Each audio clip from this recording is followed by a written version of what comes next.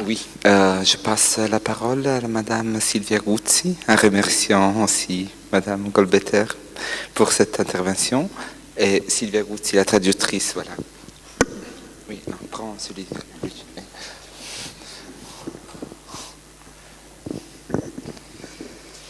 Alors, bonjour à tous. Si vous permettez, juste un petit excursus pour remercier du fond du cœur le professeur Cancrini, qui m'a confié la traduction de cet ouvrage, L'Océan Borderline. D'autant plus que l'on parle souvent de la difficulté à traduire un texte, mais bien moins de la difficulté à être traduit. Et il est vrai que face à un texte comme celui-ci de sciences humaines, qui est à mi-chemin entre le texte purement scientifique et l'œuvre littéraire, le traducteur se trouve face à un double défi, puisque d'une part, il y a la nécessité de respecter la rigueur scientifique. À ce sujet, je remercie bien entendu le professeur D'Amore qui a été d'un soutien exceptionnel au niveau terminologique. Et puis, il y a d'autre part la difficulté de respecter la forme, puisque l'auteur dispose d'une certaine liberté littéraire. Alors, dans l'Océan Borderline, le professeur Cancrini nous a donné la preuve, si besoin en était encore, de la puissance de sa plume, qui par moments est même tout à fait poétique.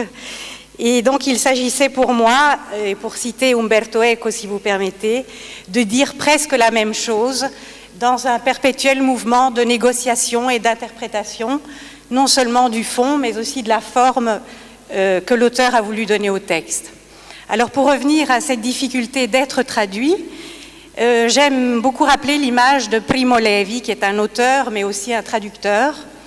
L'image qu'il donne de l'auteur traduit, ça va vous faire sourire, quand il le compare à un patient allongé sur le divan du psychanalyste, en proie à des émotions tantôt agréables et tantôt violentes, face à son texte traduit, et qui enverrait volontiers au traducteur, je cite, tour à tour, son cœur emballé, un chèque ou une provocation en duel. Voilà, alors je n'ai pas encore reçu de provocation en duel et je l'en remercie. J'ai filtré. Tu as filtré, d'accord. Voilà, donc c'était vraiment un hommage et un remerciement au professeur Luigi Cancrini. Merci Madame Guzzi.